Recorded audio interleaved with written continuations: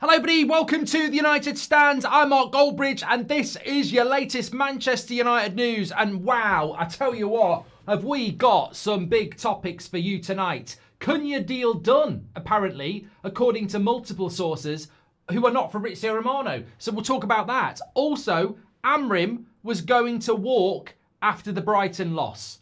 What's that all about? It's literally come out in the last few minutes from Mark Ogden. We'll talk about that. Is the timing of that necessary when it's not actually from the last couple of weeks and we've got 2 days to go before the final? Also, David Beckham and Gary Neville have spoken in an interview with David Ornstein. A big warning from David Beckham and some interesting points from Gary Neville. We'll delve into that as well. Now, apologies, first of all. This was meant to be our live preview show, but there's been big stuff dropping. So, look, we are led by the news sometimes, and I think some things need to be reacted to. We will get the preview out for you. Don't worry about that. But big things are happening, as I said. CUNHA, done deal. I'll talk about where that's coming from. Also, this story coming out of the ESPN and Mark Ogden that Amorim was going to walk. And also what I was saying there about the Gary Neville and David Beckham interview. Really interesting stuff in there. Gary Neville saying that Amorim needs 2 transfer windows and it's only Christmas next year that we'll start to know whether it's going to work or not. 18 months. Do you agree with that? And David Beckham has said, I'd like to think that United won't be selling players, young players from this football club, and that he needs backing. But he has got a relationship with Sir Jim Radcliffe. We'll talk about that as well. Lots to get into. Lots to get into. But let's start off. Also could do with your help on CUNHA as well. But look, somebody just said, what's this story about Amorim? We will cover it. We will cover it in a moment. But if I read it to you here, Ruben Amorim had become so disenchanted with life at United in January after a run of 1 in 8 games culminated in a 3-1 home defeat by Brighton that he was prepared to resign, but was talked out of it by associates. So this is saying that in January he was ready to resign and he was talked out of it. We'll talk about it. Don't worry. We will talk about it. But I think we'll start off with the CUNHA story. But I just wonder why that story needs to come out 2 days before the final, though. That's my. We will talk about it, but I just want to plant the seed. If he was talking of resigning in January, it's now January, February, March, April, May. 5 months later, 2 days before a massive game. Why do we need to know about that then? And I just worry about this sort of stuff. I do. I really do. I wonder about why. Why the timing around that? What's this CUNHA story? Well, let me talk to you about this because I've been reliably informed that Matti Maretto is reliable.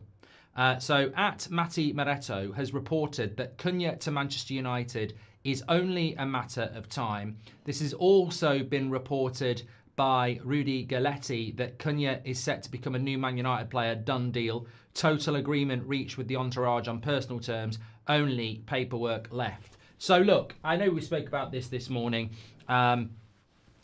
What I want to just talk about here is we're very close to here we go. And like I said this morning as well, clearly this deal's done. I don't think there's any problem with that. What is going on with the sub counter? 1 minute, let me just get this sorted. I'm going to turn it off.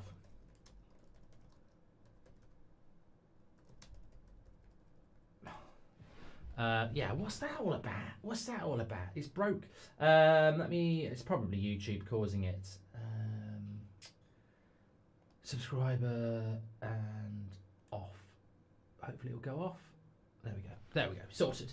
So yeah, I think with regards to CUNHA, it's just a case of when it's going to happen. And I'm convinced that it will happen. I think we all are convinced. Sky is saying it'll happen after Sunday. But Fabrizio's got to go with the here we go here. I sort of don't want it to happen before Wednesday, but we know it's going to happen. So I think that that United guy says, I can't hear you that well. You know what, mate? There's nothing wrong with the sound. It's absolutely perfect, so turn it up yourself. It might be because my microphone's the wrong way. That's probably my fault. It was because my microphone was pointing away. I think it's going to happen. But what I wanted to do, just very, very quickly, Obviously, we could spend 10 minutes going, oh, it's deal done, but we're waiting for here we go. Obviously, it's not here we go. Obviously, there are two strands to this transfer. I feel that personal terms with CUNHA have obviously been sorted, but we now need to get to a point with Wolves where Fabrizio can say, here we go. Because here we go is when you've got agreement between player and club and club. And I think what we've got here is agreement with player, but not agreement with club. So that's when I think we get to here we go. There are stages of a transfer. And obviously there's a £62 million release clause. And we've basically got to say to Wolves, 70 million over 5 years. They'll say yes. Here we go. So I think that's where we are. Personal terms with the player. He's agreed to come to Man United. That's very obvious. We're now dealing with Wolves and whatever the structure of the deal is going to be. But can I just ask you a question?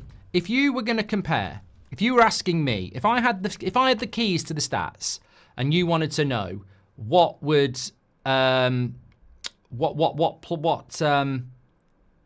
what player do you think you want CUNHA to be in the Premier League? Is there a player in a position where you go, does he square up to those? Give me a player, because I've put in here Bruno, Mbeumo, and De Bruyne. But is there another player that that would go with? Bergvall on the bench on Wednesday, says Ra. Bergvall and Maddison travelled with Spire squad today. Yeah, Luke Shaw, Zlatan Ibrahimovic and Eric Bailly travelled with Man United to the Europa League final as well. They were stood on the side with bloody crutches. So swivel on that. Swivel on that. Ezzy, CUNHA can't start on Wednesday though. Okay, let me just run through this. We've got some cracking stuff to get through to tonight. Amorim apparently wanted to walk in January. David Beckham and Gary Neville have dropped a really interesting interview. But let's have a quick look. Then I'm going to drop in Ezzy here. So let me add a player. Ezzy. There we go. So this season, CUNHA, De Bruyne, Ezzy, Mbeumo, Bruno. Goals per 90, CUNHA number 1 out of those 5 players. 0.53 goals per 90. This is statistical analysis this season of CUNHA against De Bruyne, against Ezzy, against Mbeumo, against Bruno. And this is why you should be getting excited, because we're going to drop him in to the number 10 position behind the striker. Goals per 90, 0.53, more than any of those players. Assists per 90, 0.18, which puts him about level with Mbeumo, who is 0.2. Bruno's 0.28, Ezzy's 0.25, and De Bruyne's 0.32. So he's bottom there, but he's not terribly bottom. Key passes per 90, 0.82. Bruno's 0.8. De Bruyne's 0.9. Ezzy's 0.6. And Mbeumo's 0.7. So he's third, very close to Bruno on that. Passes to final third per 90, 3.7. Compared to 2.6 for Ezzy and 2.9. Accurate passes, Bruno's 80%, De Bruyne is 77%, CUNHA is 77%, and Mbeumo is 73%. Dribbles per 90, 4.8, compared to De Bruyne's 3, compared to Bruno's 1.8, compared to Mbeumo's 4, compared to Ezzy's 5. So he's very close. He dribbles a lot. He plays key passes. He gets assists and he gets goals. And I think that, to me, is really interesting. Recoveries per 90. And people say he walks when he hasn't got the ball. So this is how many recoveries does he make per 90. 4.4. More than De Bruyne's 4.4, who we know 4.4, which is more than De Bruyne's 4, who we know tracks back and tackles. It's more than Ezzy's 4. It's more than Mbeumo's 3.8, and we know Frank makes his team work. Obviously, Bruno's top with 6.2. So you've got a hard-working, assist-making, dribbling goal scorer. Give me some skin, brother. I'll take that down. 100%. And I think, that's what I wanted to say. Deal done. We probably have got a deal done with the player. We've got to get a deal done with the club now, and then we'll get a here we go. And we can talk about this, that, and the other, but let's talk about the player. Let's talk about what we're getting. Somebody said, have you got his conversion rate? Shots per 90, 2.9, with a conversion rate of 17.8%, which is second only to Mbeumo, who's got 23%. Ezzy's 9, Bruno's 12, and De Bruyne's 9. So 17.8 conversion rate. I think that would put him in the top 10 in the Premier League, even with people like Haaland and everyone. 17.8 is not bad. Shots on target, 46%. Shots per 93, which is less than Ezzy. But I mean, look, Mbeumo's conversion rate is incredible. I wouldn't expect him to beat that. But yeah, very, very good player. And certainly somebody that... What's the subscriber count doing back? Is it right now? I think it's right now. He's got the mentality we need as well, Mini Brew. So yeah, in conclusion, I'm very, very happy about signing CUNHA, and I think it's very important to say we've got a really interesting profile of player here coming into Manchester United. CUNHA and Bruno will be elite. He must be good. Stats, ball carrying, need that, says Reece Gregory. Mark, will the preview for the game be tomorrow, says Johans. I'm going to probably get it up early in the morning. That's what she said. No, I will get it up early in the morning. And then the preview we'll figure out later on. That's what she said. Hi, Mark. I'm now a member of the Supporters Trust, says Mr. Starfush. Well done. Slow Sports News, Jim White, yellow tie. Jesse Lingard signs for Man United, says Daniel. Mohems, welcome to the Members Club. If we lose Wednesday, does CUNHA still come? Yes, OS. Good question. Straight answer. What a nice surprise to see us getting a player in before the window starts. Could this be the start of something new? I hope so. And what an... I've been waiting all day for this show. Hi, Mark, says Johans. Lovely stuff, lovely stuff. So, yeah, we're going to leave the CUNHA story there because there's so much other stuff to get into. But I just wanted to say, yes, we've got a deal done with the player. We've now got to get a deal done with the club. Then we'll get a here we go. It will happen. I've got a feeling it's going to happen before Wednesday. I'd rather it happened after Wednesday so we can focus on Wednesday.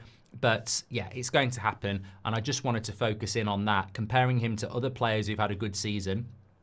He scores goals, he creates goals, he plays key passes, he dribbles, he's got a good conversion rate, and he's got a good recovery rate, and he's got passion. I think he's going to be a very, very good player for Manchester United. Obviously, I can't guarantee it because you just don't know what the ramifications are going to be in relation to injuries and settling in and that, but you can't argue with the player that we're signing. It's a cracking signing for Manchester United. Don't worry, we're not on 1.32 subscribers. That's football. That's what's going on there. Please do subscribe though. We've lost 1 million. No, we haven't. We'll be fine. We'll be fine. We'll get fine. Okay, let's move on to this next story. I want to talk about David Beckham's comments around Amorim as well, but this to me is absolutely incredible. I don't want to say I don't believe it. I really don't. I'll be honest with you.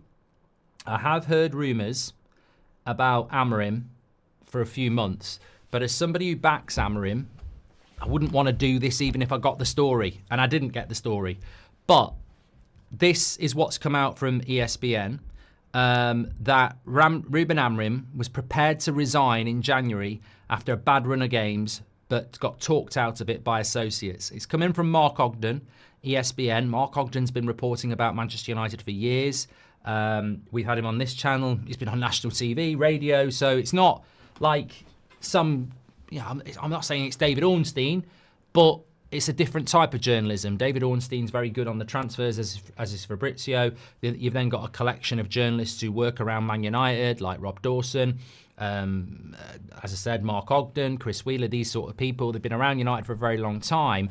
It's just the timing of it that's really sort of strange to me. To put that out 2 days before the final, I don't even know if it's right or wrong. I mean, I'm not saying it's wrong, actually. A journalist's job is to uncover the truth, and I think we get a lack of that in football. But I just don't really... I'm sort of computing this live with you, I mean, it does also go on to say that Amorim has been working 14-hour days at United training ground in recent weeks, arriving at 7 a.m. In recent weeks, Amorim has started to love the challenge of reviving United.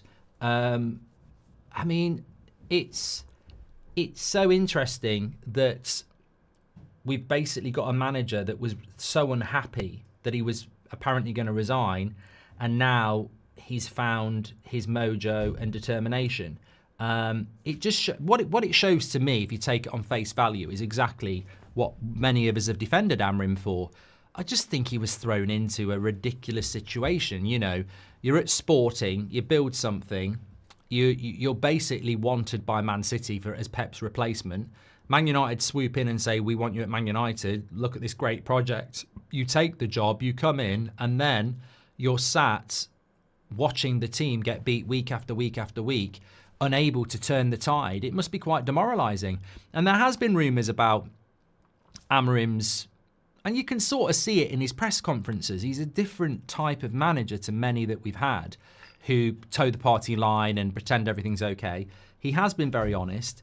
And in that honesty, it doesn't surprise me that there might have been low points where he was sort of like going, I mean, he's an intelligent guy. He might have been looking at it and going, I can't see this changing.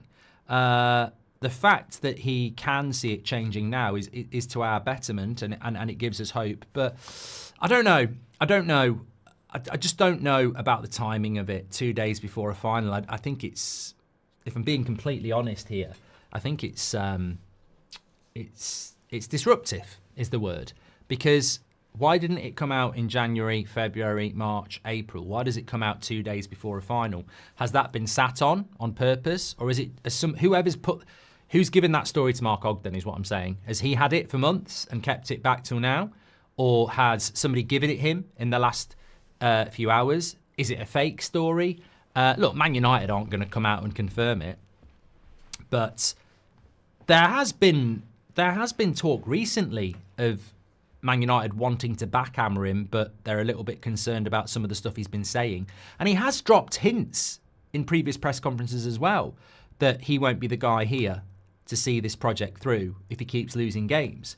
And he said that a few months ago, and he said it a few days ago as well. So it's not that I don't believe the story. I just think the timing of it is strange. But it would be wrong of us not to discuss it, because obviously it's just dropped out there. But look, the key thing is we've got a big game on Wednesday. He's clearly motivated. I think in January, this summer, feels a long time away, doesn't it? In January, you've got no concept of whether you're going to get to a Europa League final. I think, why would he want to leave in January and not want to leave now? Well, January was also the transfer window where they let him down as well. You know, he'd had all that problems with Rashford. It probably was he'd only been there a few weeks, not getting backed in the window, results terrible, all the Rashford stuff, all the UK press. He was probably at a low point, whereas now he's probably like, yeah, I've lost a lot of games, but I'm really close to the transfer window. CUNHA's coming in. I've got a final on Wednesday. If I win that final, this player's coming in, that player's coming in. He can probably see the light at the end of the tunnel, even though we've lost so many games. Whereas in January, he may well have been looking at it and going, what am I doing? What's going on? You know, and so I can sort of understand it. I probably do believe it, actually. If you want my opinion on it, I probably do believe it, because I'd sort of, when I think about it, why would you not be threatening to resign? Things were bad, and we acknowledge how bad it was.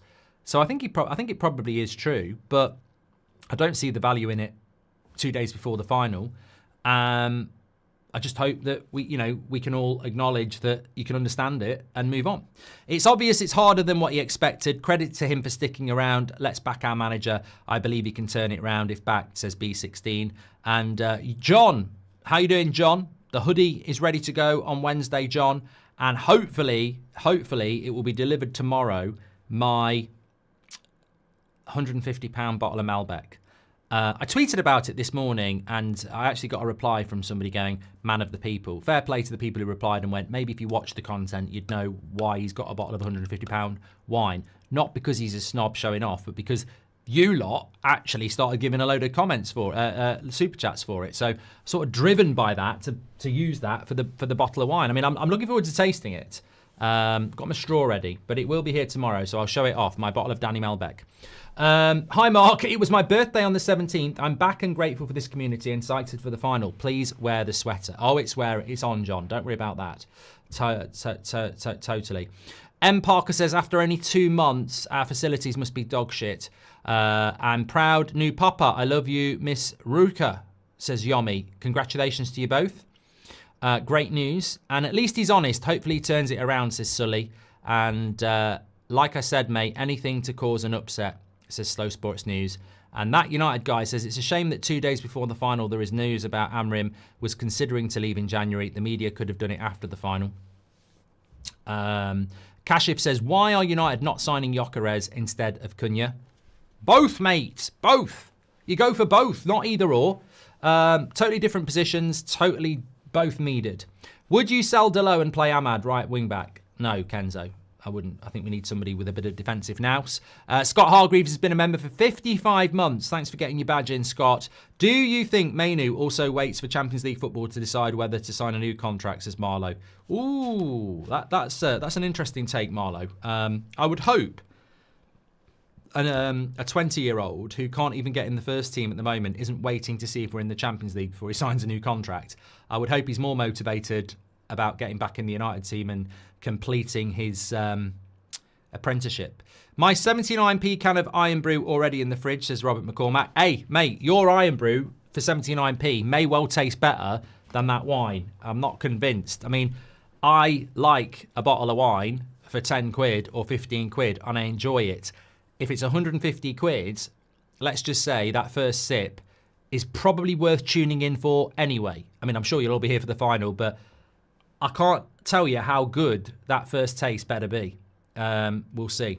I believe it's like all the player and transfer stuff, but also this was released to sow discontent. I hope it lights a fire under the players. Amorim needs backing this transfer, says SK. Look, the timing of releasing that about Amorim is strange because, as I've said to you, and we've had a bit of a conflict, which is fine. You know, we're a community, we fall out, that's fine. We're a family.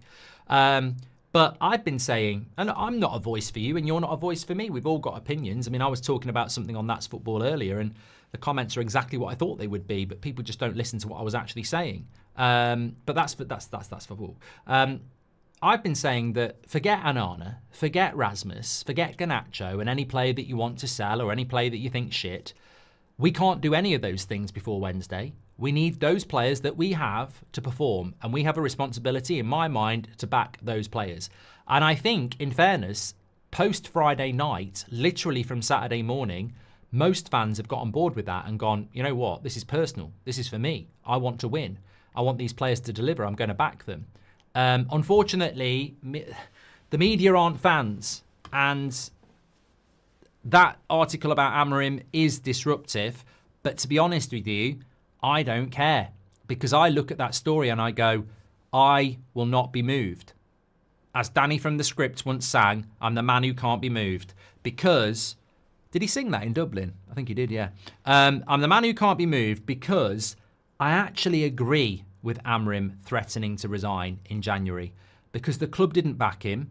He was in a right shit position and he was getting absolutely battered from all angles and the club didn't help him out. And I actually think it shows a little bit of fortitude and class to say, you know what? I don't know about this job.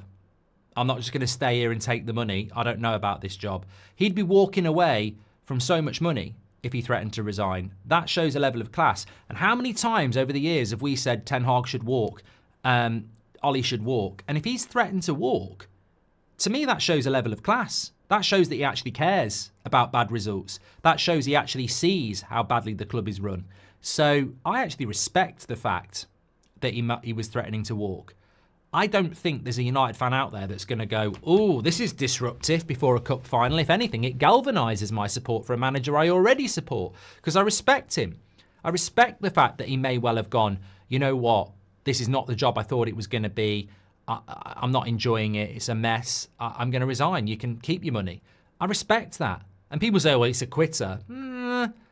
Is it being a quitter? Or is it the guy who goes, I'm doing really shit, but I'll wait for them to sack me because I'm going to get a big payout? So, if anything, it probably does him more good than bad. Evening, fabulous community, says Mike. Hoping you are all well. We'll be watching Wednesday to see you take your first sip. The players owe Amorim for this final, says Mike. They owe you. Not you, Mike. Well, they do owe you, but they owe you. They owe us. The players owe us after this season.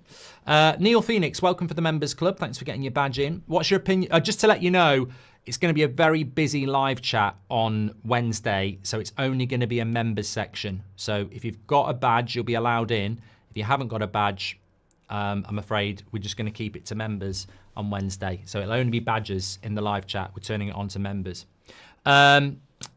What's your opinion on the club's financial I can't carry on. I can't carry on. I can't carry on. That's a joke. That is a joke. If you want a badge and you want to support the channel, that's absolutely fantastic. But I am winding you up, messing about. I probably let it lie a couple of seconds too long, to be honest, because they're already flying in.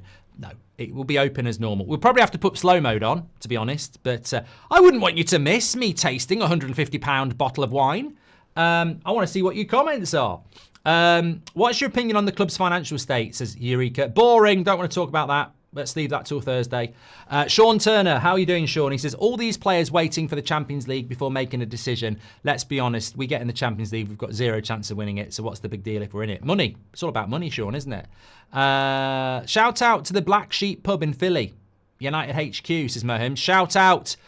Look, I'm happy to do that sort of stuff. I forget the name of the one in New York. I can't remember the name of it. There's one in LA as well. I'm always happy to shout those out. Australia, wherever. Legend, thanks MG, says Blakey. Zanny says, hi Mark, I'm new to this YouTube thing and I found out you don't get along with some YouTubers that used to be on the channel. You all agree on some stuff. Will, to be honest, where be a time you come together? Zanny, you are new to this YouTube stuff because you're about 8 years too late. I don't comment or get involved in any of that stuff. Water off a duck's back. Not interested. To be honest with you, you won't get a comment out of me. Anyway, let's talk about what David Beckham has had to say. Some really interesting stuff as well. Whose job is at more risk if they lose? Samuel. I don't want to ridicule you, Samuel, in front of 15,000 people, which is incredible. Please do share the video. But are you not listening to the news? Ange is getting sacked regardless. And Amorim is not getting sacked regardless. So effectively, Ange... I mean, I almost feel like doing an Ange.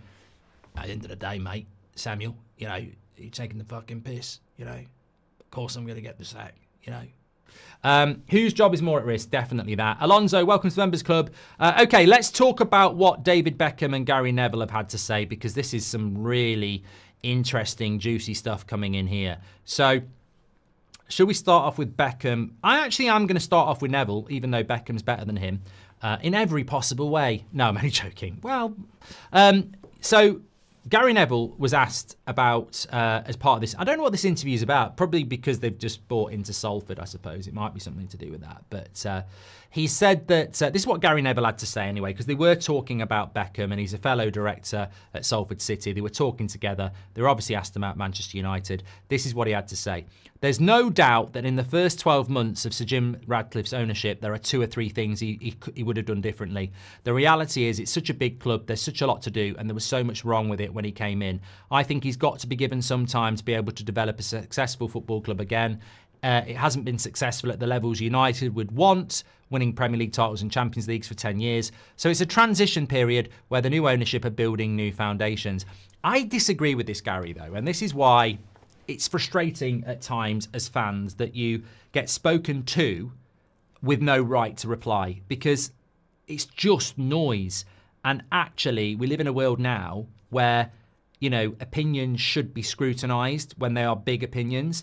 And I would say to Gary in response to that, you're talking about he's only had 12 months. You're talking about I think he needs to be given more time. You're talking about, the club needs to go through a transition period. He also says it takes 3 years, 4 years to be able to embed something, and he's only 12 months in, so we need to give him time. They're very much in the embryonic stages of a stadium project, a training ground project, and building a new team on the pitch. To say 12 months in whether it's going to be future failure or success is difficult. But I think the most important thing I would say to Gary is I respect what you're saying, Gary, and, it will take time, but why will it take time?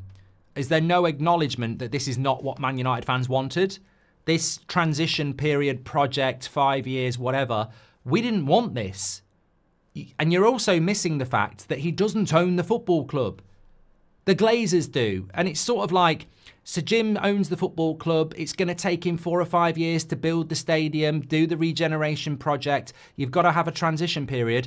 The last time I checked, the Glazers have been here 20 years. And the last time I checked, the Glazers own the football club. So what are we talking about transition period for? What are we talking about patience for?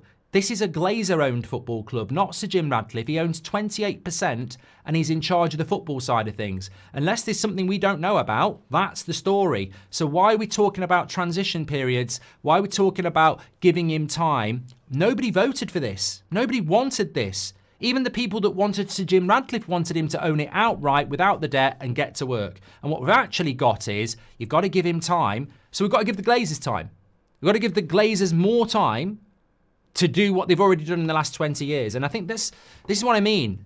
That really should be scrutinised. That should not be a statement where he can just sit there going, oh, you've got to give him time. He's only had 12 months in the ownership and, it's the embryonic stage and there's a stadium to rebuild. The instant question should be, hold on a minute, though. You make good points, but the fans didn't want this. They wanted the Glazers out, they wanted the debt gone, and they wanted a total reset. And what they've got is the Glazers still here with Sir Jim propping them up, and they're working together on regeneration projects, this, that, and the other, but it's still a Glazer football club. Why should fans be patient? Why should they be sat there going, well, he's only had 12 months. He hasn't only had 12 months, they've had 21 years because it's a Glazer football club. And you don't get that. It's just PR, really, because there's no right to respond. And I think that's something that I want to listen to these comments and I want to get encouraged by it. But I also then go, hold on a minute, they don't own the football club.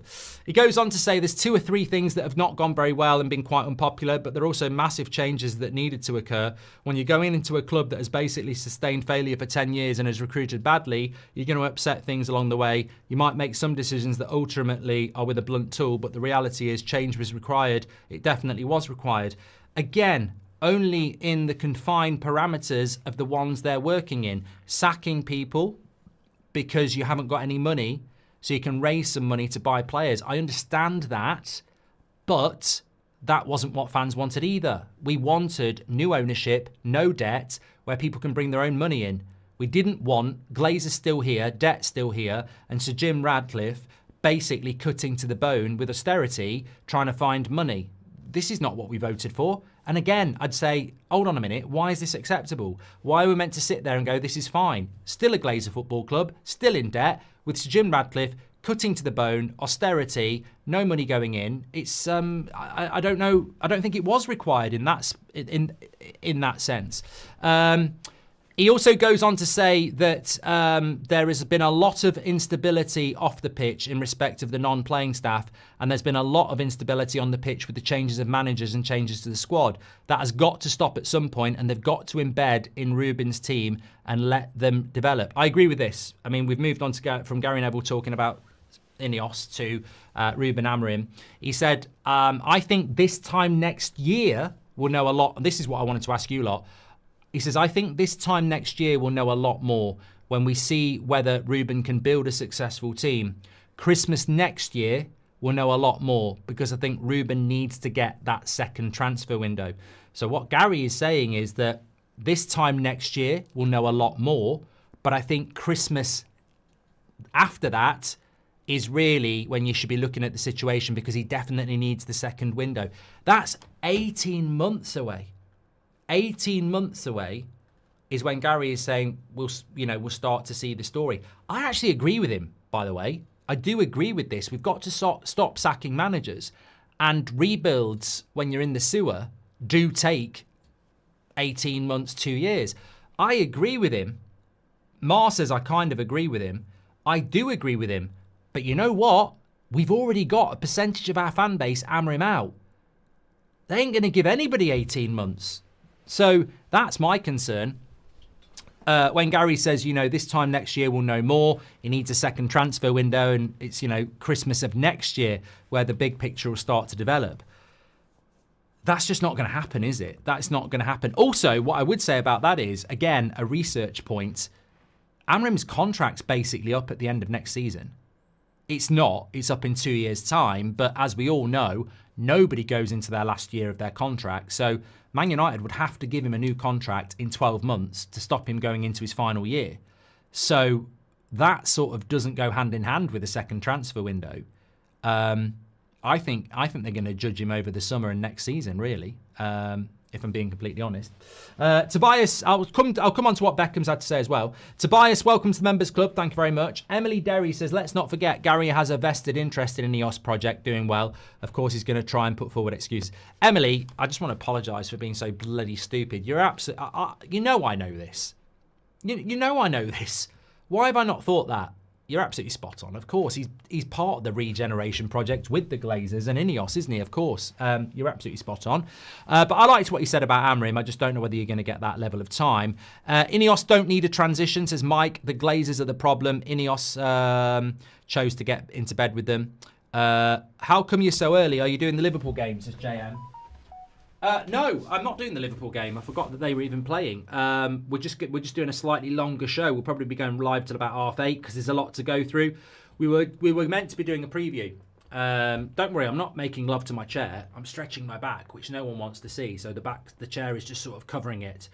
Although there probably are people out there that would do that, but it just feels so good to have a stretch at the moment. I've got really bad. As you know, I've got hip issues at the moment, so stretching is the only thing that sort of helps it.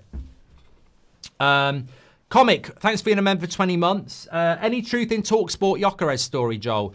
Oh, is this the Gyökeres story that everybody else put out on the weekend that they've rebadged? Remember, I used to work there. I know exactly what happens. They scan the internet for stories and then pass them off as their own. They haven't got the inside track on Gyökeres at all. It's just rebadged. Whose job is more at risk if they'd have done that one from Samuel? Okay, let me carry on because there is more here. He said, Amorim needs a proper pre-season with the team to embed his system. We'll know a lot more next season. Needs a big overhaul in the summer. 5 or 6 players minimum to be able to change the direction of how he wants to play.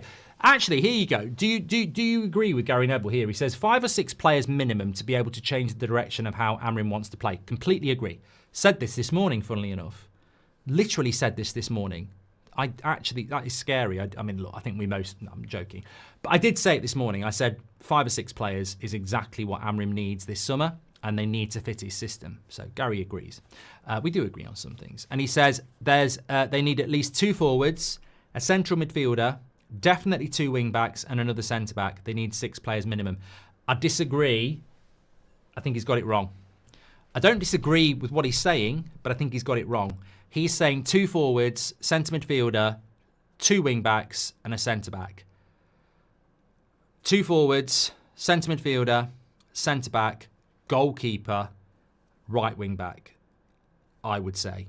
I don't think 2 wing-backs over a goalkeeper is what I don't think that. I think we need a goalkeeper. But look, we're not far off. He said Ruben's been very good at identifying the players he wants out of the club. That's really clear to everybody. The club's job now is to get them out and get replacements in, what he likes and wants in the team. And finally, Neville was asked what his thoughts were about the game on Wednesday. And he says, that game is making my stomach churn with its levels of importance to both clubs. Not just from a silverware perspective, not just from a manager's perspective, but also from a financial perspective. What it gives both clubs in terms of attracting players and the money that it will put into the clubs, it's making me a little bit sick. So Gary's obviously in the nervous camp, and I think some of you are as well, to be fair. Look, it's this game. I feel like I was trying to think of an analogy for this. really, the trophy is just a nice added bonus, you know? If I had the choice of not winning a trophy and going in the Champions League and getting the money, or winning a trophy and not going in the Champions League and getting the money, the trophy can get in the bin. It's a sad state of affairs, but it's the money and the Champions League that makes this really important, because I agree with what Amorim said a few weeks ago. Winning the Europa League doesn't actually massively change the pathway we need to go on, in the sense that if you win that trophy, everything's okay. It's not. We've still had a shit Premier League season. But the money you get from it and being in the Champions League does change your pathway, because it gives you more money and it gives you more status. So we've won the FA Cup last year. Look what happened. We won the Carabao Cup and came third the year before. Look what happened. The money is the thing that matters here. And it's really, really sad. But actually, you know what? You know those people who say, oh, it's really sad how United fans are prioritising winning, you know, getting in the Champions League and the money over the trophy. Oh, they're just obsessed with money. Just hold on. Before you take a pop at Man United fans, for the last 20 years, we've had owners who put us in debt and took money out of the club. It's not our fault we talk about money a lot when we've got owners who bleed us dry. You know, if you've got a bank account and every time you look in it, someone's taking money out of it, you're going to be quite obsessed about money. They've made us like that. We didn't used to talk about money like this before the Glazers came in. So, yeah, it is really sad that we're money-focused, but that's what happens when you've got owners like ours. Hi, Mark. Can you please do more episodes of the podcast? Love listening to it at work. Hope you're doing well, mate. Thank you, Blink Void. I appreciate that. And Emily Derry says, I agree with what Neville said about Amorim and the squad rebuild. He and fellow ex-players have contributed to the start of Amorim out movement. Yeah. Well, look, I've got to say, before we talk about what David Beckham said, I think he's a good influence on Gary, because that's probably the best I've heard Neville speak about Amorim for quite a while. I've always felt that, and I don't know whether people agree, I've always felt that he's come across as quite anti Amorim when he sat there with like Keno and Scholesy, etc. But maybe David Beckham's got a good influence on him, because he now sounds like he wants to give him 18 months and 2 transfer windows. So I think you know, he's a good influence. I'd say a left back over another right back, says Ash. And Mohak says, so a leak about a story before January. So before a scorned high-profile PR match of a player left, his team has been speaking to the media recently, says Mohak. Ooh, there we go. Put 2 + 2. A leak about a story before January, before a scorned high-profile PR machine of a player left, and his team have been speaking to the media recently. So Mohak is basically saying 2 + 2 is Rashford in relation to that story. I don't know. But ultimately, I take the positive. I don't think it does Amorim any harm. Even if it was intended to do him harm, I actually think it makes him more appealing, if I'm being honest. Let's go through what David Beckham has had to say as well, because this was really the interesting part for me. So that was all what Gary Neville had to say. David Beckham was part of the same interview with David Ornstein, and he basically had this to say.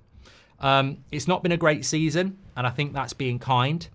When there hasn't been stability at the club, it shows. We were very lucky to be part of the most stable club with the same manager, owner, fans and players there for many years. We know when you have stability within the club, you have success. Simple as that. You see, David Beckham doesn't talk enough. I mean, I'm biased because to me, David Beckham was, you know, arguably arguably. It's not like people are going to sit and argue about who was Goldbridge's favourite player. But I loved David Beckham. Like, used to have the same haircut. Always used to get the number 7 on the back of the shirt. I love David Beckham. I love Roy Keane as well. Those 2 players were the most influence on me, sort of growing up, really. But just because they're influential on the pitch doesn't mean that they talk sense off it. And look, maybe David Beckham is just ridiculously well trained when it comes to PR because he's so successful. But I don't detect any lies in what he's saying there. Stability within the club breeds success. It's as simple as that.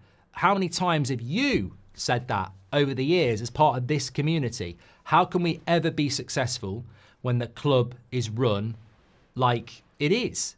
there is no stability. There is no message from the top other than greed and desire to make money and bleed the club dry.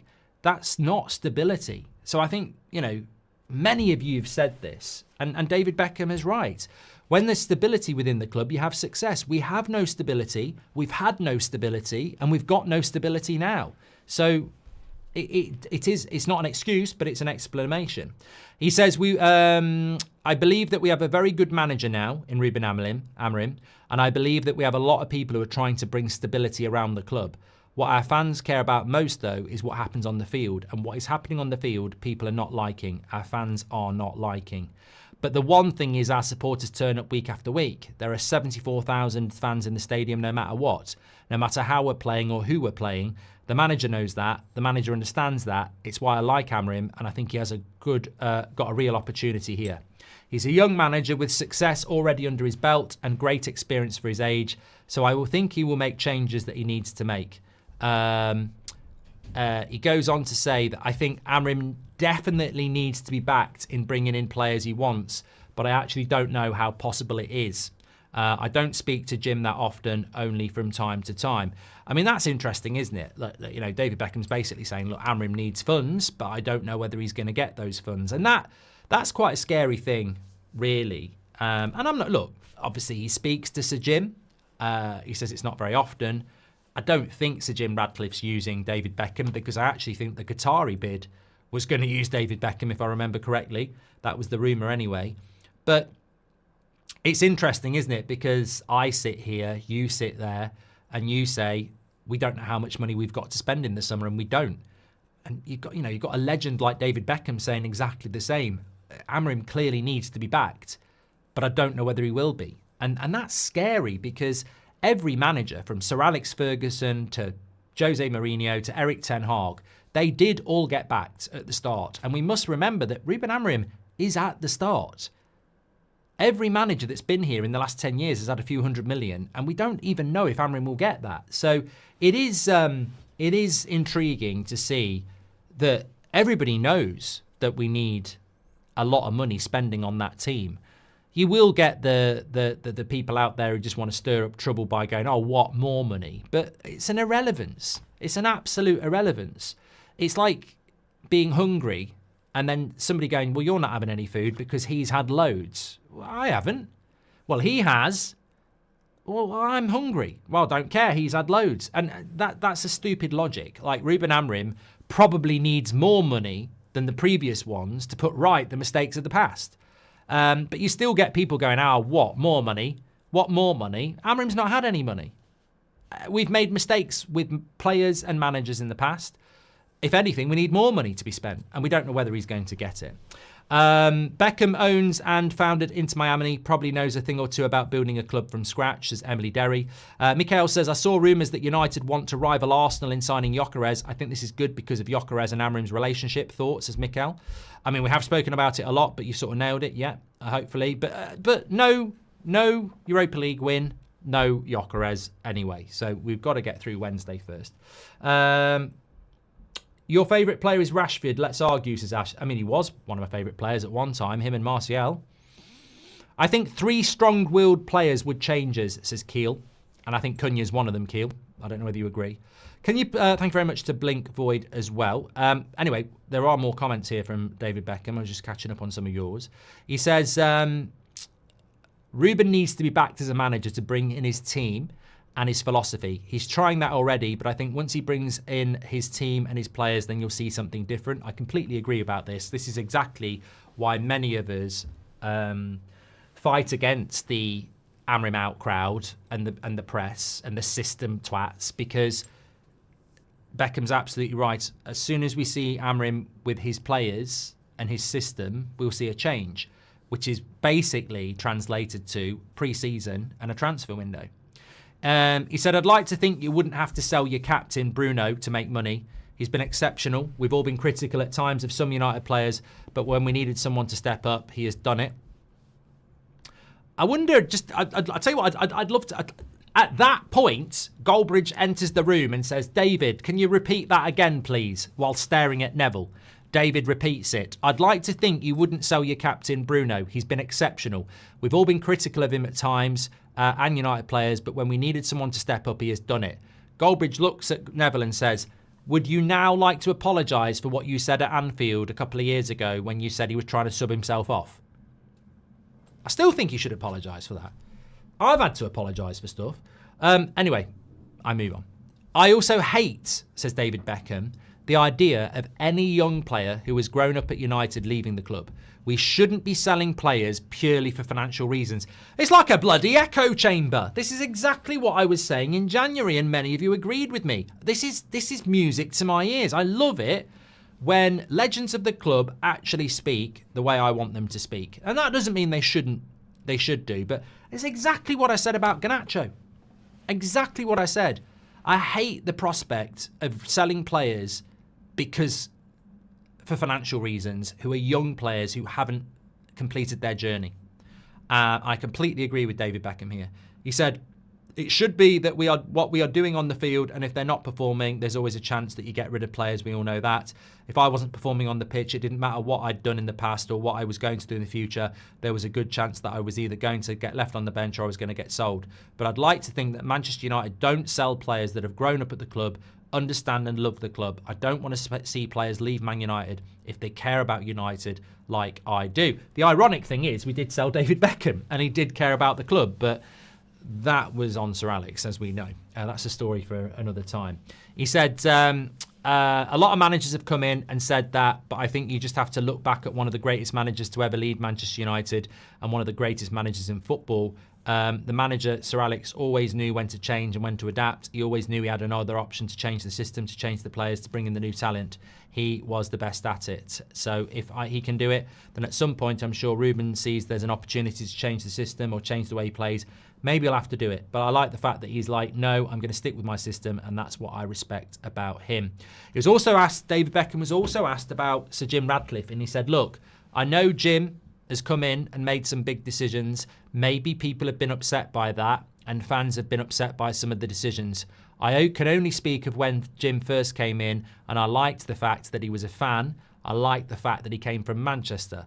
But the decisions made, I prefer to stay out of, because there are a lot of people I've known for a long time who are not at the club anymore, and that hurts. But it's not a club I own, it's a club I care about and I love. And I think, again, obviously David Beckham knows Sir Jim Ratcliffe and he knows Gary Neville, it's one of his best mates, but he's not been backwards in coming forwards and being honest and saying, look, Sir Jim Ratcliffe's done a shit job. In a polite way, he's saying he's done a shit job because he likes the fact that he came in and was speaking about Manchester and being a fan, but he's basically saying, I don't agree with the decisions he's made. There's people there I've known for a long time who are not there anymore, and that hurts. Fair play. But ultimately, I think there's a change of course there. I think Neville's now obviously backing Amorim, which is a good thing. And I thought a lot of what David Beckham said is true. And of course, Neville's going to back Sir Jim Ratcliffe. Obviously, like Emily says, it's absolutely spot on. But yeah, I mean, I think that's the sort of interview you want 2 days before this final, isn't it? You know, you want a bit of clarity and common sense. And as we all know, Ruben Amorim's not getting sacked if he loses on Wednesday, and God hopes we win, but because he supports United. But yeah, I have started to wonder towards what happens if we lose, because you've got to have that in your mind, because if you're not prepared for it, it's going to absolutely knock you sideways. It will definitely knock me sideways if we don't win on Wednesday. It will be a dark, depressive hole to get out of, and it will take time. I look back to last season when we won the FA Cup. I went away for a few days. I was down in Brixham. In fact, I was doing live streams there. And I was so frustrated. I was so frustrated that we won an FA Cup, beat Man City, got into the Europa League, and rescued a situation that we're staring into now, although it's worse. And then the club sort of left it hanging for 2 weeks. We might sack Ten Hag, we might not sack Ten Hag. It was disgusting. And people forget about that. We won the FA Cup, and then for 2 weeks we didn't know whether we were sacking our manager or not. It was a shambles, an absolute shambles. And you know, that wasn't really that enjoyable. winning the FA Cup because you went into this unknown area for a while. But that will be nothing compared to what it will feel like if we lose on Wednesday.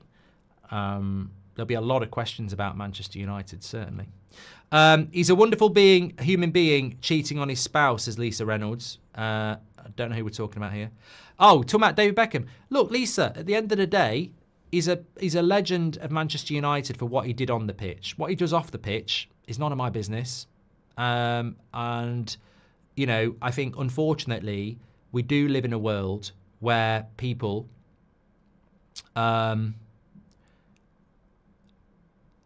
want their heroes to be perfect for what they are good at and perfect off the pitch. And who knows what goes on behind closed doors. I think it's mistake number one when you love a footballer to assume that they're a great person off the pitch, because a lot of them aren't.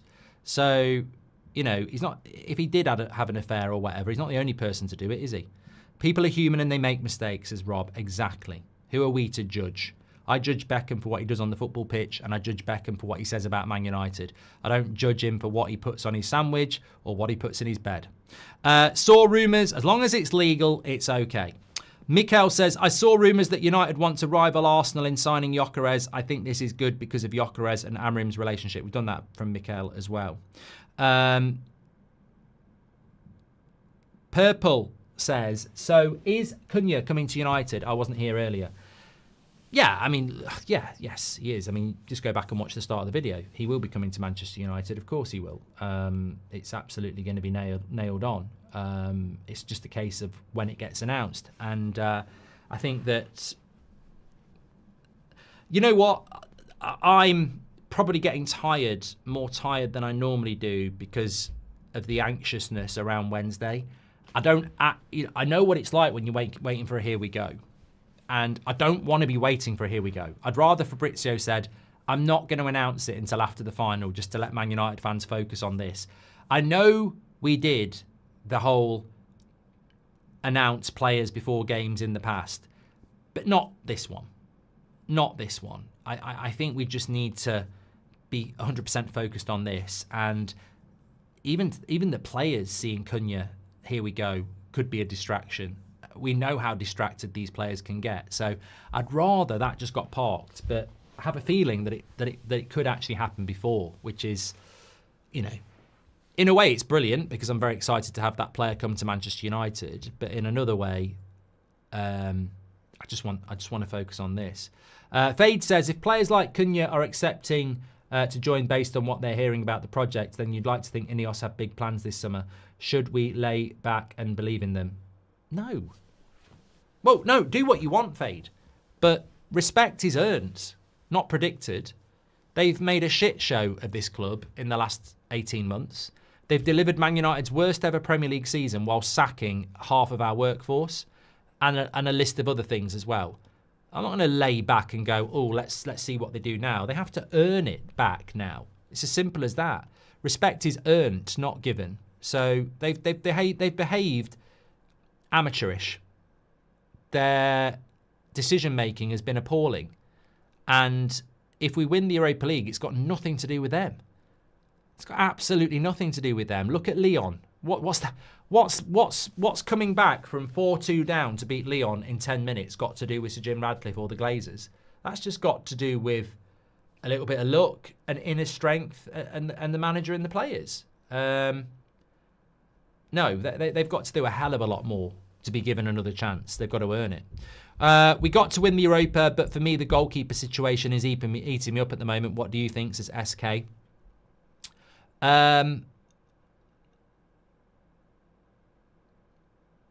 How do I word this without saying something I don't want to say a couple of days before a final where I know Onana's going to start? I think that with regards to Manchester United... Oh, I've seen this. So Ruben Amorim is now pushing for Gyökeres, courtesy of TalkSport. What a load of talk shit. Literally spoke about this morning. It's been established for a while. That's not an exclusive. Fabrizio has spoken about this 48 hours ago. Ruben Amorim wants Gyökeres and has always wanted Gyökeres because he had him at Sporting. Man United and Wilcox have prioritised De Lapp because of finances. And if we win on Wednesday, we may have a chance of getting Gyökeres. That's the story. And it's always been the story. It's been the story for weeks. So there's nothing really new to report there. But yeah, I think going back to what I was saying there, which I've just completely forgotten what I was saying because I've just lost it. But let me see if I can find my way back. Goalkeeper situation, yes. I think with the goalkeeper situation, SK, Onana is our goalkeeper on Wednesday. He has my full support. I'm not going to slate him. I want him to have an absolute worldie. And he could. And he hopefully will. Because we can't have anyone making mistakes. Red cards, penalties, not marking people, misplacing passes, missing chances. Everybody's got to be on it. And everybody needs our support. But do we need a goalkeeper at Manchester United? We do. Even if we keep Onana, we do. Because Bienda hasn't, in 2 years, been able to dislodge or push Onana. Which to me says, in training, he's clearly not pushing Onana enough. And Onana has made enough mistakes in the last 2 years where if we had a decent backup goalkeeper, he should be under scrutiny. So we do need to bring a goalkeeper in, and that goalkeeper needs to be somebody that can challenge Onana. And that's the nicest way I can put it, ahead of such a big game on Wednesday, where I hope he's going to be play very, very well. But yes, we do need to bring a goalkeeper in. The sub counter's broke. It was broke at the start. It's stuck on That's Football for some reason. Keel Robinson says, I'm excited by CUNHA, on board with the lap. Even if we lose, having a pre-season means everything. Thank you, Kyle. You might not care, Mark, but Cara talking about United on Monday Night Football again, but no one can talk about his Liverpool. Funny that, says Cameron. I mean, I just don't know. I think if you're talking negatively about Manchester United 2 nights before a Europa League final, it displays a level of bitterness, and it's very, very sad because we're not playing in the Premier League. We're playing in a cup final in the Europa League, and our Europa League form is unbeaten, and that is why we're in the final. And we should be discussing that, not this Man United side and how many games they've lost in the Premier League, and I run around in my white trainers. What's the point?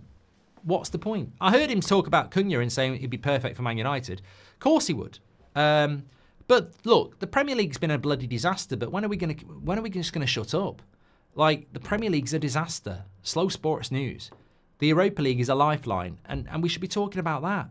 Like, I don't see the relevancy of it. There is no relevancy in talking about the Premier League because, but we're playing a Premier League side, who are below us. There's no relevancy. We're both absolutely shit in the Premier League, and we're both in a final of Europa League. It's intriguing, it's interesting. Everyone's going to bloody watch it, so stop moaning. And I'm not talking about United fans or Spurs fans. Everybody's going to watch that game. Liverpool fans, Chelsea fans, Spurs fans, everybody's going to... Jamie Carragher's going to watch it. Gary Lineker's going to watch it. Alan Shearer's going to watch it. They're all going to bloody watch it, but they're all moaning about it. So I think, look, it's all that matters. I know negativity sells, but actually, it's a bloody big game and a lot of people are going to watch it. It's intriguing. It's a flip of the coin final. Absolutely. And, somebody just said, do you think CUNHA could be a leader at Manchester United? Payne said it. I don't know about leadership qualities. I mean, I've seen him play a little bit for Wolves. He's definitely a talisman in the sense that he's the person that drives the team forward. In many ways, I don't think Bruno Fernandes is a captain. I think he's the best captain we've got, and I think he's a talisman. So CUNHA could be like that. I think that there are leaders and there are talismen, and I think we need leaders, but talismen are good too because they're leaders too. So I think CUNHA will bring experience to the team. And look, I always say this about Roy Keane. Roy Keane is the best Premier League captain ever. There are other good ones. I'll give respect to a few others, but Roy Keane is the best. When we signed Roy Keane, I can't remember how old he was. I want to say 22, but I might be wrong. When we signed Roy Keane from Forest, the season before that, he got relegated. And he was playing centre-back for a lot of that season because they had problems at centre-back. He was young, in a relegation side, playing at centre-back, doing a job for the team. He comes to Manchester United and becomes one of the greatest leaders we've ever had. Now, I'm not saying Cunha's the next Roy Keane, but over the last 5 months, he's been a big part in Wolves staying up. I think these step-up players who are hungry can be really important. So when we're talking about personality, I would expect him to come in and have an impact on the team, yes, because of what he's done at Wolves. I think we need a left wing back as cover for Dorgu, says Rob Always United. I don't think we're going to get one. Most High, welcome to the Members Club. Omar says, United and Spurs just took advantage of an option, yet apparently being 10th with no trophy is more admirable than tanking a Premier League season, but you win a cup and get Champions League. Make it make sense, says Omar. Okay, let me read this again. United and Spurs just took advantage of an option, yet apparently being 10th with no trophy is more admirable than tanking a Premier League season, but you win a cup and get Champions League. Make it make sense. I still don't. I can't make it make sense, Omar, because I don't know whether you're taking the piss out of United and Spurs or you're saying that. So you're saying United and Spurs took advantage of an option, yet apparently being 10th with no trophy is more admirable than taking a Premier League season, and you win a cup. Look, I think in relation to those prats who can't get their head around Man United or Spurs playing in the Champions League next year, that what they're doing is they're confusing France with England. There's an ocean between them, and there's an ocean between the Premier League and the Europa League. One of them is European League, and one of them is Premier League.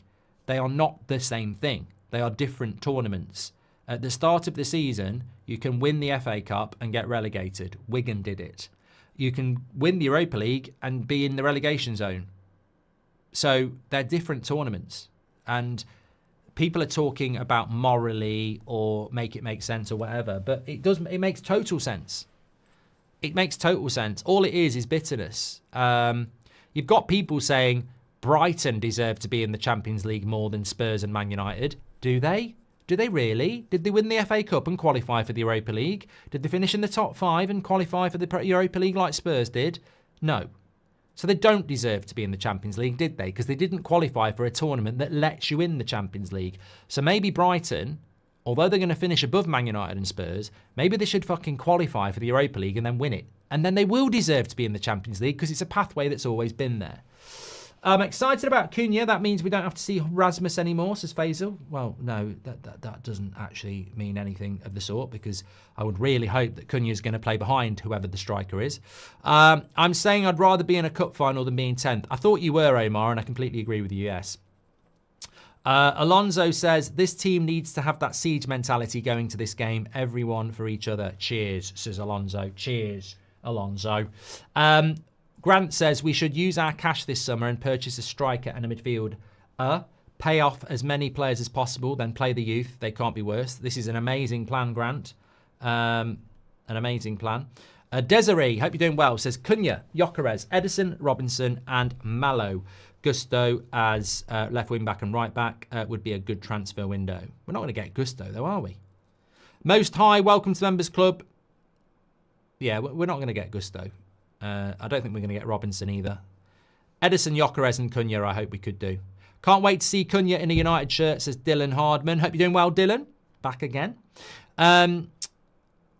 Wharton, we're not going to get Greg either. Where would CUNHA and Bruno play in the same team? Does Bruno play deeper? Look, I can't say ever that I want to sell Bruno because I don't want to sell Bruno. I'm firmly in the camp of I don't want to sell Bruno. But what I will say is I've said for a while that I think Bruno Fernandes will be used in the pivot in the future by Manchester United. I firmly believe that. I don't know whether he's good enough to play that role. I don't think we're going to see CUNHA and Bruno behind the striker next year because what do you do with Ahmad? What do you do with Garnacho? What do you do with the second attacking midfielder you want to bring in? What do you do with Xerxes? What do you do with Mason Mount? So I don't I think Bruno Fernandes, and I've said it for a while, I think Bruno Fernandes will end up being Manchester United's pivot player. But I'm not sure he suits that position. Paul Scholes evolved from attacking midfielder to a holding midfielder. It can happen. It's not stupid. It's not beyond the realms of possibility. But it's not actually Bruno's natural position. So, yes, it could happen. Look, honest answer, I don't think Bruno's going to be playing behind the striker next to CUNHA next season. I think he's going to be playing next to a midfielder, which could be Agate, could be Edison, could be Mainu. This is why I don't know where Mainu fits into the team. I shouldn't be having this conversation two nights out from the final, but can we have an honest answer? I will put the preview out at some point over the next few hours. But as a spoiler, I never for 1 minute thought about starting Mainu. And that made me really sad. I thought about starting Garnacho. I thought about starting Agate. I thought about starting Mount. I thought about starting Bruno, Ahmad. But I never, ever thought about starting Mainu. And it made me really sad because I was like, I like Mainu. He's a brilliant, brilliant talent. And I've never considered putting him in. And that's the thing. You buy CUNHA, you buy Edison. Where's Mainu going to get into this team? We won't sell Mainu. I think the club would be terrified of doing that. And I think Mainu wants to stay. And I want him to stay. And I think we all want him to stay. But where's he going to fit into this team? He walks into the team if he can find his form.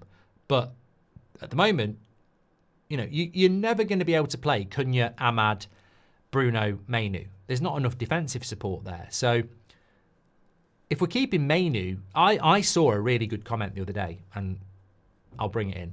They said we should take the money for Bruno, 120 million, and build Mainu. Because they're basically going to play the same position. Bruno's going to play in the pivot next to a more defensive midfielder with 2 attackers ahead of him. That's Mainu's position. Take the money for Bruno, develop Mainu, spend the Bruno money on other positions. As you can imagine, the comments were rampant, but it's sort of, I don't agree with it, but you can sort of respect it. Anyway, we shouldn't be having this conversation. Mainu needs a pre-season, says Keel. Yes. Bring in Fariola on free, says Robin. Is that the Ajax manager? What's the truth behind the sale of the club, says Colin. Absolutely nothing. Barella and Dumfries, we need some superstars now, says Omar. And I can't get a Delap and Vardy combo out of my head, says Keel. Get it out of your head. It's sickening. You're making me want to vomit. SK says, to be fair with Mainu, that's the challenge for the youth. I think Mark, he's got to step up. Oh, yeah, I agree. He's only 20. It's not a problem that he can't get in the team. It's not a problem he can't get in the team. He might not get in the team for 18 months and he'll still be 21. So it's not a problem that Mainu can't get in the team. It's just a bit sad from where he was a year ago, but these things can happen. Anime says, it would be good idea to do that. Love Bruno, but business-wise, it makes sense. What when you're run by the Glazers and Ineos? I wouldn't sell Bruno. God knows Bruno has covered enough miles for Man United. I can see Bruno adapting to a less enduring role, says Johans. Yeah, it's the discipline though, mate. It's the picking up the runners. It's the tackling. It's the positional sense. That's what worries me about Bruno in that position. Constantine says, Mainu doesn't have the pace for that position. Sorry. Well, if he hasn't got the pace to play in the pivot, he's never going to have the pace to play as a 10 in an Amorim system. What's my prediction on Spurs Man United? Well, I can tell you that, Manga. It's very, very easy. It's a Man United win. I've said we were going to win the league for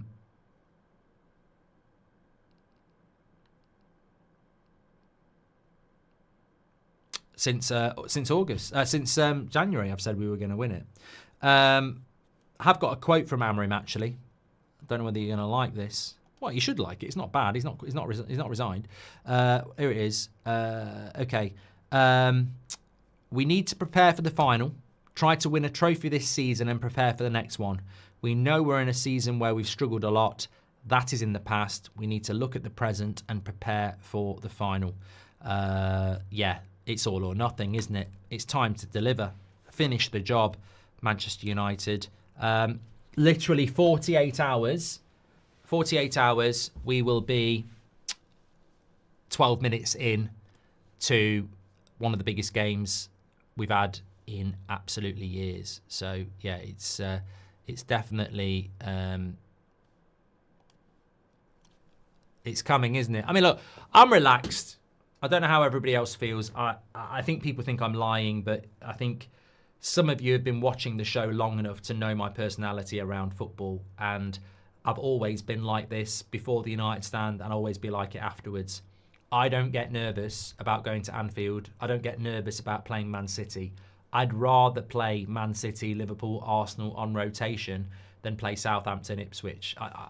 You don't learn anything from that.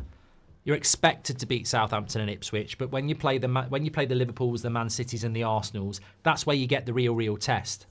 So, why would I be nervous about playing Spurs in a cup final? We're in a bloody cup final. It's a bloody gift. I mean, it is a gift. When you look at this season, it's a bloody gift. How do you finish 16th in the Premier League, have your worst ever Premier League season, embarrass yourself weekly, and then get to play in a cup final? It's a gift. It's an absolute gift. I've been thinking about this. We deserve it, but it's an absolute gift when you think about the season we've had. Not many clubs get this. Not many people have horrific seasons and then get to play in a cup final. So it's a gift. I'm excited about it. But honestly, trepidation, I saw somebody say there. This is a gift. It is a second chance. It is a lifeline, and we've got to grab it. If we spend too much time being nervous about it, we won't grab the opportunity. But of course, I'm aware of what it's going to do if we lose.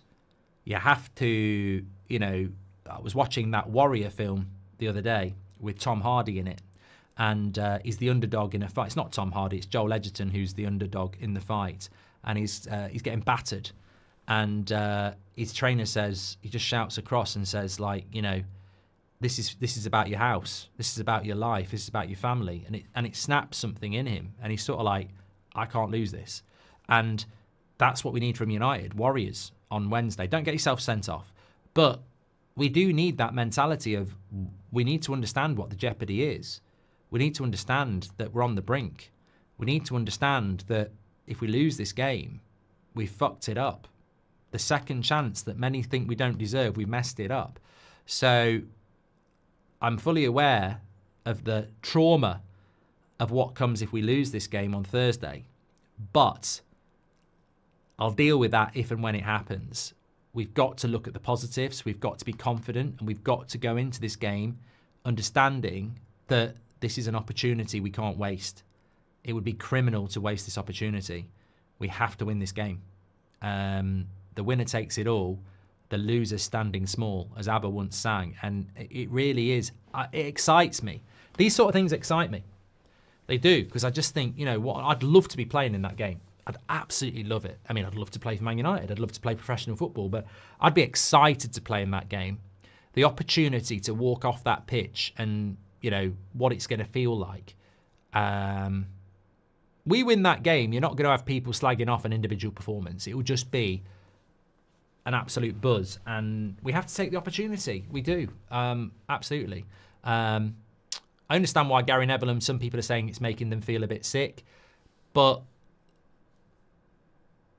I was a lot more nervous about Bayern in '99, and we were one of the best teams in the world that were going to dominate for years, and we did. If we lose this game, I think we're potentially heading into the abyss. I look at you know what? That's not a bad analogy. I look at United. We're in like the submarine in the film The Abyss, and we're sort of low on fuel, and you can see the cliff edge, and it's whether we can get there or not before the fuel runs out. And if we do get there, we survive, and if we don't get there, we're out of power. The lights go off, and we're just going to sink. And the question is, who's going to find us? Who's going to take us out of that? And I think that's what we're looking at. We're staring into the abyss. We've got to take that last chance to survive. And that's what Wednesday is. And I think that if you don't take that opportunity, then you don't bloody deserve it. If we're out, if we don't win on Wednesday, I have to come to terms. We have to come to terms with the fact that we don't bloody deserve it. Because this is a second chance. It is. And you know what? There's a lot of people doing exams at the moment. There's a lot of people trying to pass their driving tests. There's a lot of people trying to get jobs. Imagine you failed it, and then someone says the next day you can have another go. Yeah, you're going to be a bit nervous, but you're also going to go, God, thank God for this. Let's grab it. Let's grab it. Chances are the players have held off for Europa, says Kiel. I hope so. You said that today it doesn't matter where we place players. They need competition and it will sort itself out. Hopefully they all step up, says John. Beckham had the correct take, says Z3 Music Official. Back the manager. Let loose the dogs of war in the final. Come on, United. Look, and I think the players have to be motivated as well, don't they? Because there are futures to play for. There are pay rises to play for. There are lots and lots and lots of opportunities to play for. So I don't think that... I think some people come in and say some of these players are going to down tools because if they win, they might get replaced. No, I think, you've got to go into it, and I think they'll all have the right mindset. Come Wednesday, we'll be staring into the abyss, says Lisa. There you go. Why would Gyökeres pick United even if they win, says 1080 Pixel? Because it's a project. Why did people choose Liverpool when Klopp came in and they hadn't won a Premier League title ever? Because he sold a project. Every project's got to start somewhere. You can't just say, why would someone choose Man United because Man United were shit? Were is what is not going to be the project. Will be is what you sell the project on. And look, the only thing Arsenal will have over Man United if we win on Wednesday is the fact that they've got a slightly better, they've got a better team at the moment, and they've finished second and got to the semi-finals of the Champions League. That's the thing. If we can sell a better project, do you think we could still get Calvert-Lewin, says Gavin? If we get Calvert-Lewin, then we are really done. Would you say this game is most important since Sir Alex, says Sebastian? I think we all want to make the present the best. Everybody wants to say Yamal's better than Messi and Ronaldo. At some point that will happen because everybody wants to live in the time where it's the best. And I completely understand that. But I think that, look, when we won the Europa League with Mourinho, people forget that we needed to win that to get in the Champions League as well. When we won the FA Cup with Ten Hag, we needed to win that to get into this Europa League. So they were big games. But I think what makes this bigger is the jeopardy of it. I think it has to be the biggest game since Sir Alex Ferguson retired because it's the contrast, isn't it? It's the harsh, stark contrast that if you lose this game, then you don't get European football, you don't get money, and God knows what happens next. Whereas if we'd lost the FA Cup last year, we wouldn't have got European football and we would have been in a bit of trouble, but not as much as we are now. And if we'd lost to Ajax with Mourinho, I can't remember whether we would have got European football because we had the Carabao Cup, but we wouldn't have been in the Champions League. So this has to be the biggest game. Yeah, it has to be. As much as I'm very wary of living in the moment sometimes makes you think it's the biggest ever. But it has to be. It has to be. It's the jeopardy attached to it. As we keep saying, it's not, the trophy is great, but the trophy isn't the prize. It isn't. Even Amorim said it. It's not really the trophy. The trophy's great. It's a symbolisation of winning this tournament. But it's what comes with it. And, yeah. Spurs running Europa is pants compared to our run, says Kenzo. Look, I get, yeah. I mean, look, we'll do the preview and Spurs run to the final. I mean, I thought they did well to get past Frankfurt, to be fair, but maybe Frankfurt weren't as good as we thought they were. But I certainly think that when you look at our run to the final, we've had it a little bit harder. But reality is, it's still Man United against Spurs in a Europa League final. And it can still easily go either way, can't it? So I'm sort of like,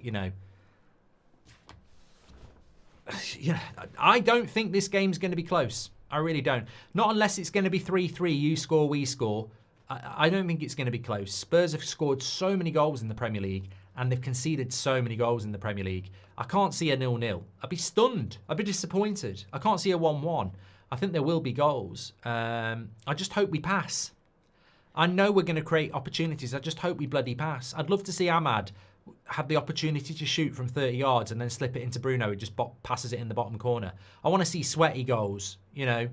Everybody knows we're going to shoot. I think some teams stand offers to make us shoot. I've noticed it over the last few years. Some teams just sort of patrol the edge of the box and go shoot. And I'd love to see it. I'd love to see us pass a bit more. I can't deal with penalties. I'll walk out. I'll walk out. I can't deal with penalties. It would. I think if it. I tell you what. I'll let you in something here. If it goes to penalties, in my mind, I'll already be dealing with losing. I'll already have dealt with it because I can't. I don't think it's fair, penalties, actually, on either of them. Lisa says you must go shirtless if we win. You can. And that's not sexist. She started it. And she might not be a she. Just because she's called Lisa Reynolds could be a bloke. It's work. I'm not saying you are a bloke, Lisa. I'm just saying equality. It's work in progress versus getting Arsenal over the line, says 1080p Pixel. It's working with a bigger club and a manager that you love in a system that you love over going to an Arsenal side that might win the title. That's what it is. Tom Grant says, what players are injured for Spurs and who do we have available? Apologies if you've covered this already, just tuned in. I've not done the preview yet, mate. So somebody did say earlier that James Maddison and Bergvall have travelled, but they're not going to be playing, I don't think. Kulusevski's obviously out with a knee injury. Maddison's had a knee injury rest of the season.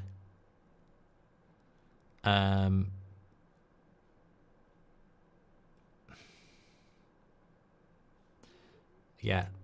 And I never realised that Dragerson was out for a season as well. Take out an honour if we get to penalties, says Sully. Imagine if he did do that. Got to take our chances, says Demian. Tom Grant, thank you very much. Rooting for you on Wednesday, says the North Korean government. And when Bex was Garnacho's age, he was at Preston, says Yanni. I mean, that sort of puts things into context. It's something we talk about often on here. The expectation we put on the likes of Garnacho and Mainu and Dorgu, it is incredible. I mean, I was talking about Patrice Evra the other day. Patrice Evra was playing in League 2 in France at Dorgu's age. And yet, apparently, Dorgu's load of shit. People just can't get their heads around what David Beckham was doing at Garnacho's age, what Paul Scholes was doing at Garnacho's age, what Evra was doing at Garnacho's age. It's just the experience these lads have had.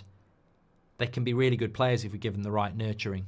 But we tend to burn them out. Would send me loopy in a bad way, Calvert Lewin, says SK. Thank you very much for that. I want a coach with a great formation for Mainu, says Robin. We're going to win, have it, says Keel. And chances are the players have held off for Europa, says Keel. Thank you very much. Here we go again. Amorim ball. Ruben Amorim is now pushing for Gyökeres. I think I'm going to ban the word Talk Sport. It's such a shit outlet and it's such a bad update and it's such a nothing bit of news that Fabrizio gave 24 hours ago. Ruben Amorim is now pushing for Gyökeres. Ruben Amorim's never stopped pushing for Gyökeres. It's just not an update. Don't bring shit updates into this community. Irritating. Keelan, welcome to the Members Club. Thank you very much. To get back in the game and burn off your shame, to dance with the big boys again. Slow horses. Love it, Keel. We saw glimpses of Mainu at the 10. We should move him there and we'd have Xerxes, Bruno, Mount, Mainu, Cunha as attacking options and we buy a striker. Who knows what's going to happen with Mainu? I don't actually know what we're going to do, but I hope that we... I hope we can get the best out of him. That's all I'm going to say. I hope we can. Please do smash a like on the video, by the way. We've had 2,500 likes. And also make sure you subscribe because we've lost about 800,000 subscribers today. We were on 2-point-something million and we're now on 1.3. I'm joking. Something's gone wrong. That's football. But On subscribers, interestingly, we're only 150 away from 75,000, 2,075,000. It's going to be a big week for Manchester United. It could lead to a very big summer. We have an amazing community. Thank you, everybody who gets involved in it. We were meant to do the preview, but I'm going to record the preview and get that out, hopefully for 7 o'clock tomorrow, because tomorrow there is another interview with Ruben Amorim. It is a press conference tomorrow with Ruben Amorim. So we will have that for you as well. So morning show is me at 10 o'clock. We'll have a 2 o'clock show as well. Then the press conference tomorrow, I think, covers the evening show because I think it's at about 7:30.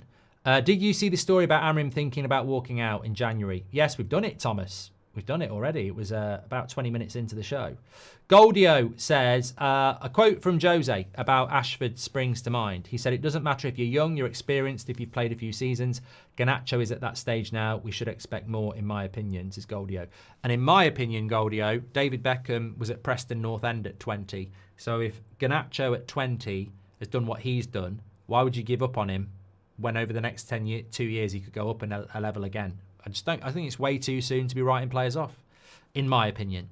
Kellen, welcome to the Members Club. Thank you very much. Flippant says, cheers from Prague. On Wednesday, I'm going to the Royal Albert Hall with my dad. After, we need to run to a pub to watch the match. Any tip for a good sports bar in the area, or maybe that can help out? Thanks. You're in London, aren't you? Royal Albert Hall. Anybody can help him out? I don't know where the Royal Albert Hall is. I'm thinking Tower Bridge, and there's loads of pubs around there, but it's not Tower Bridge. We're in London, aren't we? Would you be more confident if Ten Hag was in the finals as who to blame? No. This is Amorim's team. They're in the final. It's Amorim's job. Mainu wanted silly salary and promised starting place and has been in the cold ever since. I think that is the sole reason Amorim's gone cold on him. We'll find out after Thursday, but I don't think he'll be in my lineup for the preview. We never got to find out the name of the pub in New York. We shouted out the pub in the Black Sheep in was it Philly? I can't remember the name of the pub. Smithfields. I'm sure it's called Smithfields. Just came to me.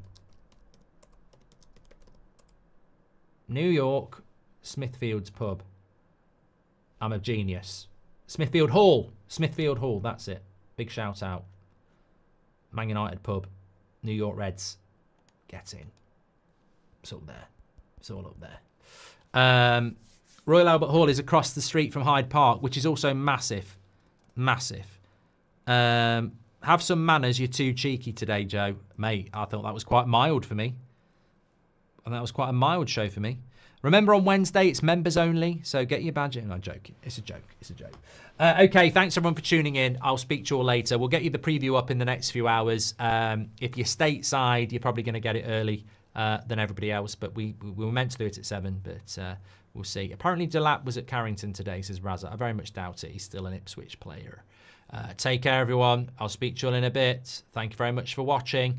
Remember, we could go live at any time. Make sure you subscribe. Have a great day. 2 days to go. Boom.